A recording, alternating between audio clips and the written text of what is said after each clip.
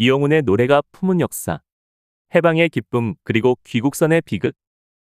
1945년 8월 15일 정오, 라디오에서는 일왕 히로히토의 항복선언 방송이 흘러나왔다.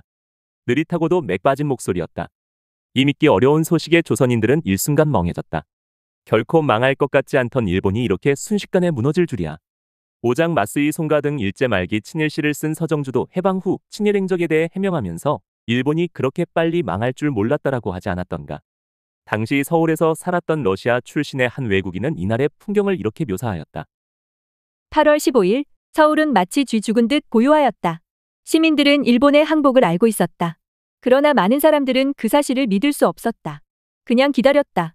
기쁨과 희망의 감정을 억누르면서. 그날은 그렇게 지나갔다. 그러나 다음날 모든 것이 바뀌었다. 환희에 가득 찬 사람들의 거대한 물결이 온신해 온 나라를 뒤덮었다.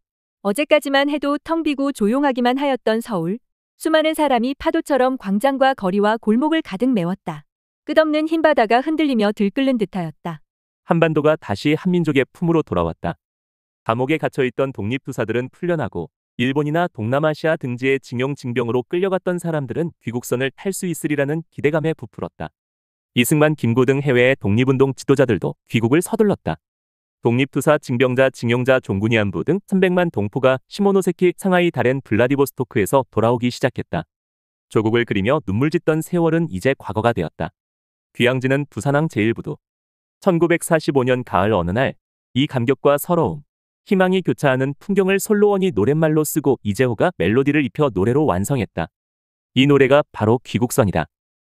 돌아오네 돌아오네 고국산천 찾아서 얼마나 그렸던가 무궁화 꽃을 얼마나 외쳤던가 태극깃발을 갈매기야 웃어라 파도야 춤춰라 귀국선 뱃머리의 희망도 크다. 돌아오네 돌아오네 부모 형제 찾아서 몇 번을 울었던가 타국살이에 몇 번을 불렀던가 고향 노래를 칠성별아 빛나라 달빛도 흘러라 귀국선 고동소리 건설은 크다. 귀국선은 처음엔 전선야곡으로 유명한 신세영이 취입했으나 실패했다. 대중들에게 히트를 기록한 버전은 이인권이 재취입한 노래다. 이 노래를 부른 이인권은 오케레코드의 쇼단이 청진에서 공연 중일 때 남인수의 대역을 맡아 청진의 남인수로 소개되면서 가수가 되었다. 이인권은 태평양 전쟁 중에는 군국가요를 부르기도 했으며 6.25 전쟁 중에 가수인 부인과 함께 국군 위문 공연을 하다가 부인이 포탄에 맞아 죽는 비극을 겪기도 한다. 이때의 아픔을 형상화한 자작곡 미사의 노래가 많은 사랑을 받았다. 이인권은 1950년대 이후로는 노래보다 작곡 분야의 활동이 두드러졌다. 현인의 꿈이여 다시 한번, 송민도의 카츄샤의 노래, 최무룡의 외나무다리, 이미자의 들국화, 조미미의 바다가 육지라면, 나훈아의 후회 등이 유명하다. 트로트 여우왕 주현미가 중학생일 때 이인권에게 노래 지도를 받았다고 전해진다. 노래 귀국선은 해방의 감격과 희망을 다루고 있지만 실제 역사 속 귀국선 중에는 잊으면 안 될 비극도 있었다. 우키시마호 침몰 사건이 그것이다. 1945년 8월 24일, 패망한 일본은 해군함 우키시마호에 한국인 강제징용자들을 태운 뒤 부산항을 향해 출항시킨다. 그러나 이 배는 현해탄을 건너다가 원인모를 폭발로 침몰한다. 일본 정부는 폭발 원인을 미군의 기뢰로 지목하고 한국인 524명이 희생됐다고 발표했다.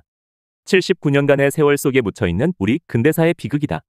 이 배에 탔다 숨진 한국인의 대부분은 홋카이도, 아오모리현 등 일본 도호쿠 지방으로 끌려가 강제노역으로 노예처럼 살았던 노동자와 그 가족들이다. 광복의 기쁨과 귀향의 즐거움을 채 느끼기도 전에 떼죽음을 당한 것이다. 이를 안타깝게 여긴 사람들의 추도가 이어졌다. 1994년에 우키시마호 사건의 추도회가 도쿄에 있는 사찰 유텐사에서 열렸다. 이 추도회에서는 2차 대전 후 포로학대 등의 혐의로 B시급 전범으로 구속되었던 제1동포들의 모임인 동진회 회원들도 참석해 일본의 전후 보상 문제를 추궁하기도 하였다. 그리고 1995년 8월 일본에서 아시안 블루, 우키시마호 사건이라는 영화가 개봉되어 일제의 한국인에 대한 잔악상의 한 단면을 고발하였다.